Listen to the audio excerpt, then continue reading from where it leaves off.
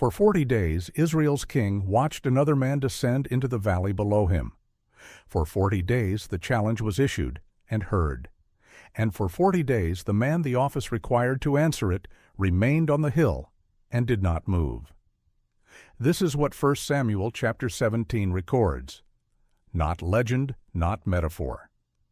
A stalled army, a formal military challenge, and a king who could not fill the space his own office demanded. The valley where this happened was the Valley of Elah in the Shephelah, the low foothills that separate the Judean highlands from the Philistine coastal plain. The Philistines came first. They gathered at Soko, a fortified Israelite town they had pushed into, and encamped at Ephes-dammim, between Soko and Azekah, controlling a stretch of valley floor that opened toward Bethlehem and the roads running deeper into Israelite territory. Israel under Saul came out and drew up its battle lines on the hill opposite. The two armies faced each other across the valley. Neither advanced, the lines held, and the valley between them remained open.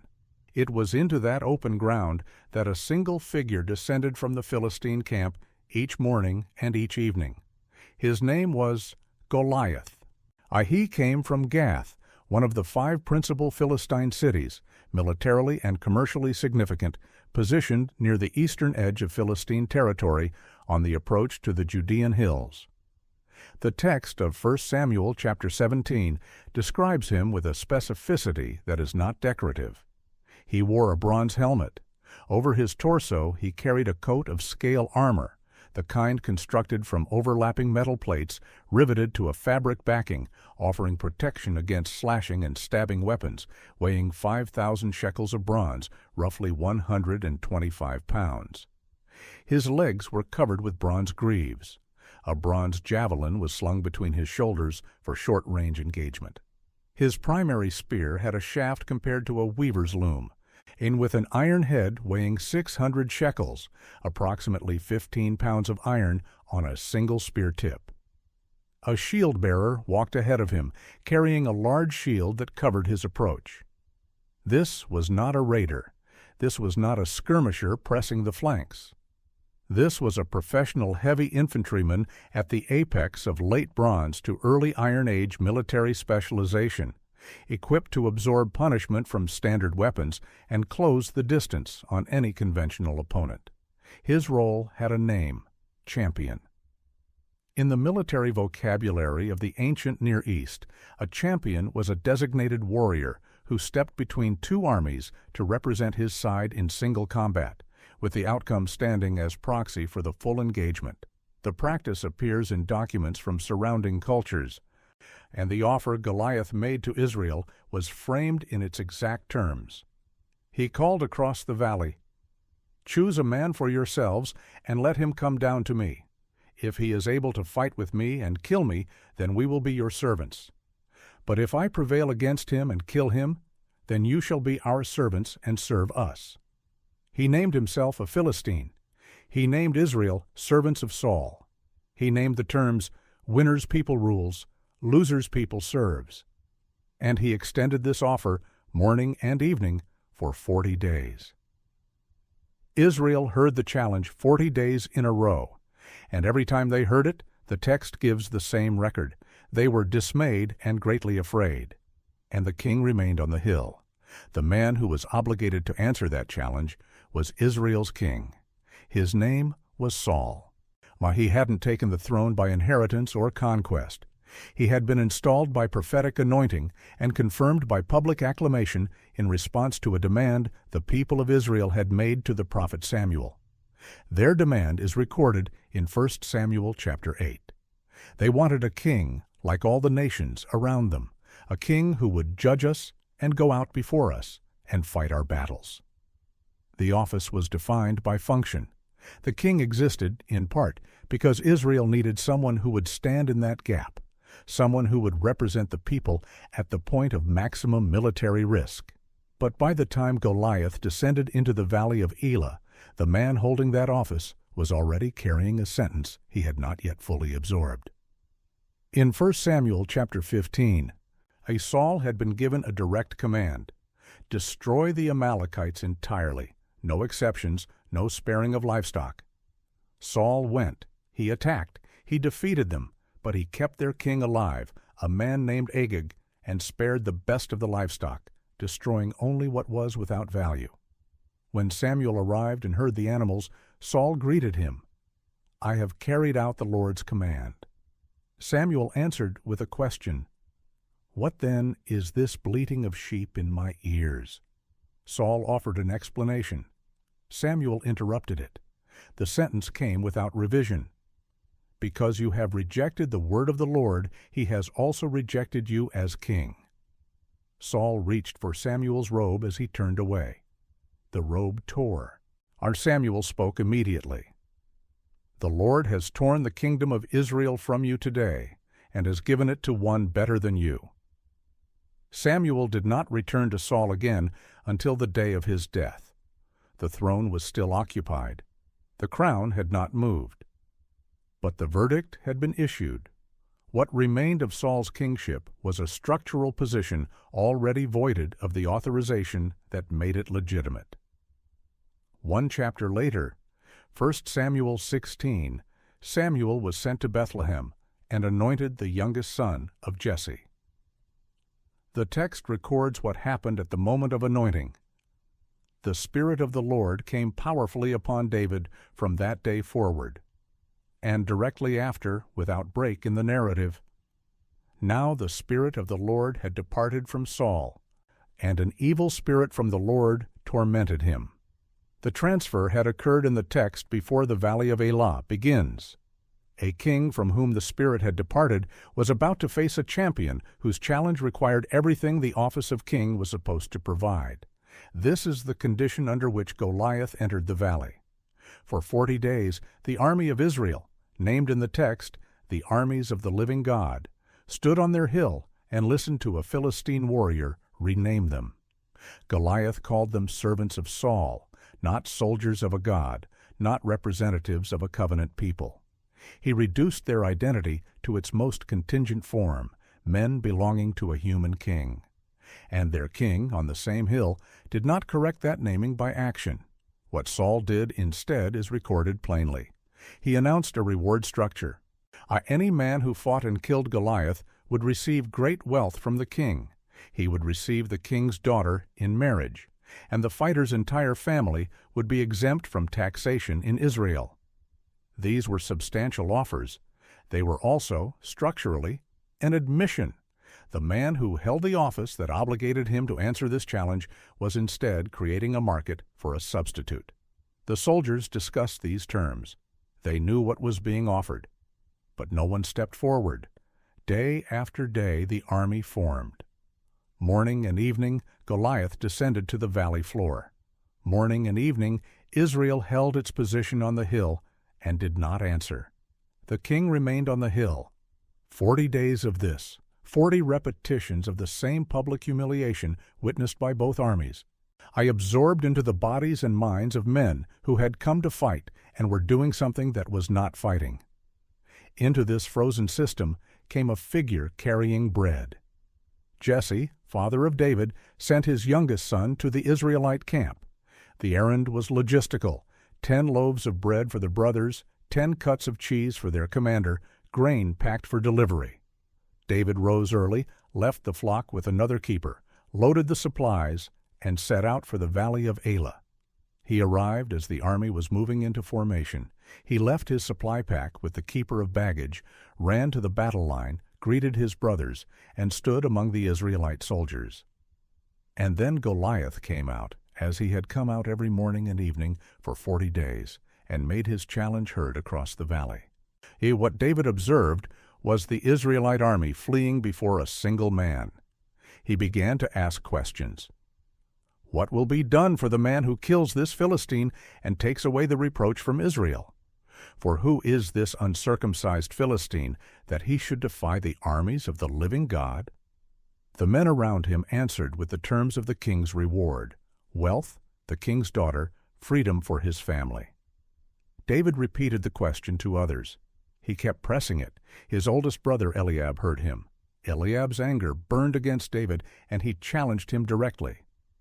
"Why have you come down here? And with whom did you leave those few sheep in the wilderness?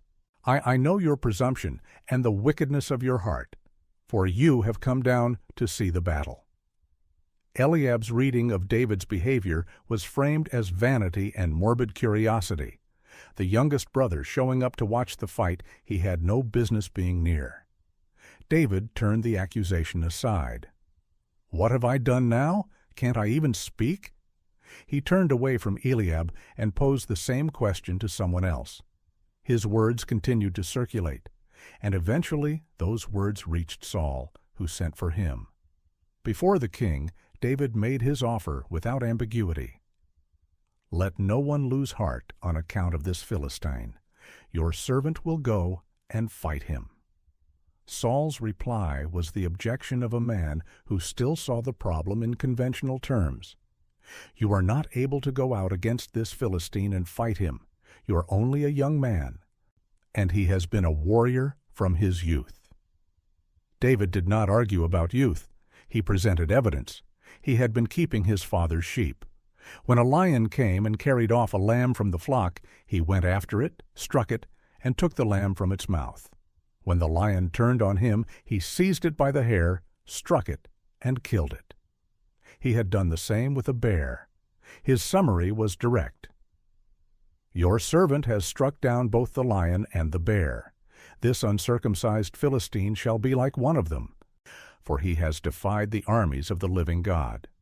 And then, the Lord who delivered me from the paw of the lion and from the paw of the bear will deliver me from the hand of this Philistine."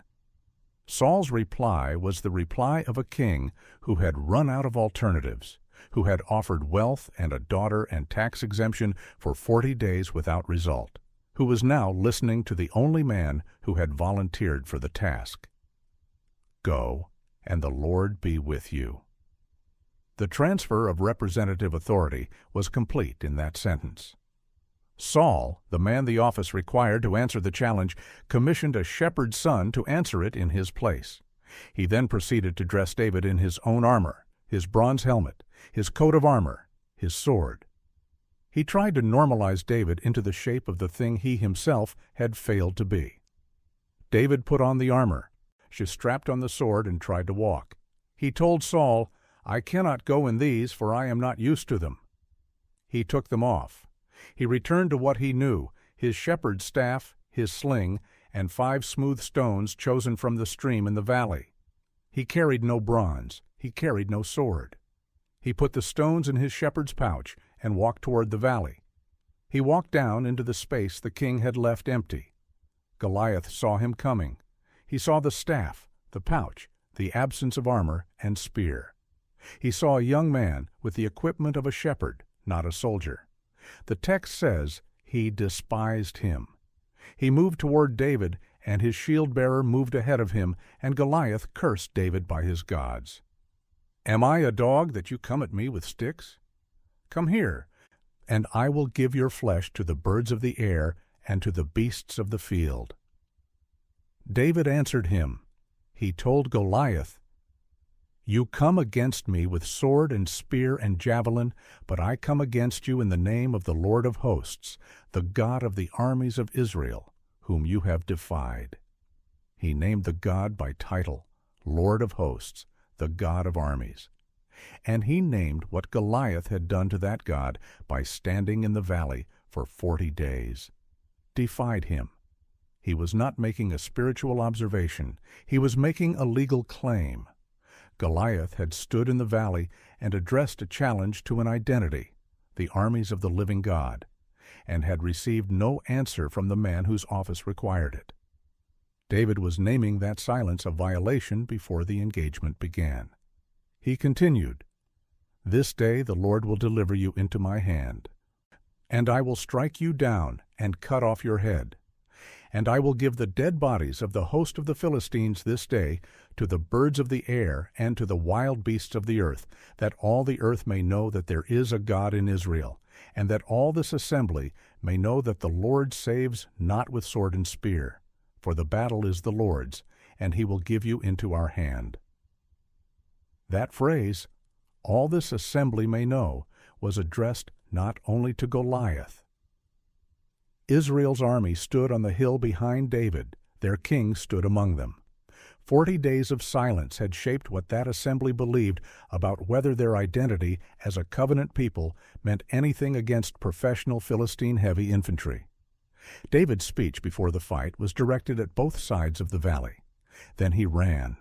He ran toward Goliath and toward the Philistine line, not walking, not approaching with measured caution, but running toward the man and the army that had paralyzed Israel for 40 days. He reached into his pouch, drew out a stone, slung it.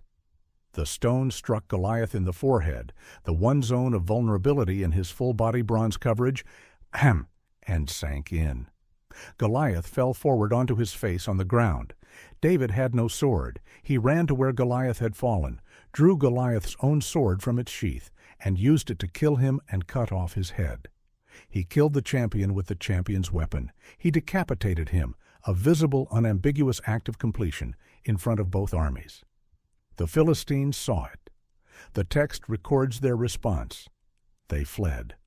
They abandoned the field and ran back toward Gath and toward Ekron, out along the road through the valley gates at Sharaim. The champion combat protocol had operated exactly as Goliath had framed it. His people ran. Israel and Judah rose from the hill and pursued them. The road to Gath and the road to Ekron became the routes along which Philistine bodies fell. When Israel returned from the pursuit, they plundered the Philistine camp, the tents, the equipment, the supplies left behind when an army broke and ran for its cities. David took Goliath's armor. He carried Goliath's head to Jerusalem, a territorial statement made visible through the transportation of a trophy into the city that would become the center of Israel's future kingdom. He stored Goliath's weapons, taking into his own possession the equipment of the man who had named Israel servants of Saul for 40 days. He was brought before Saul, still holding the head in his hand. Saul asked whose son he was. It is a question the text places in the mouth of a king who had spoken with David, dressed him in royal armor, and commissioned him to fight, and who now, in the moment of aftermath, needed to know his lineage. Abner, the commander of the army, did not know either. From that point, the text records, Saul did not let David return to his father's house. He placed him over men of war.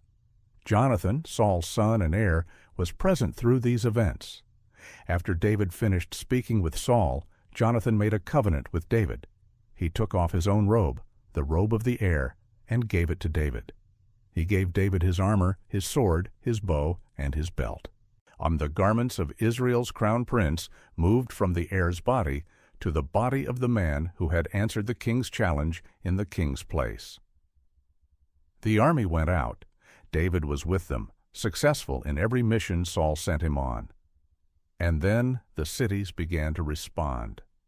As the army returned, women came out from all the towns of Israel singing and dancing, with tambourines and music, responding to one another in the call and response pattern of victory celebration. Their song contained 2 lines. Saul has struck down his thousands, and David his 10,000s. Saul heard it. The text records his reaction precisely. They have ascribed to David 10,000s, and to me they have ascribed only thousands. On what more can he have but the kingdom?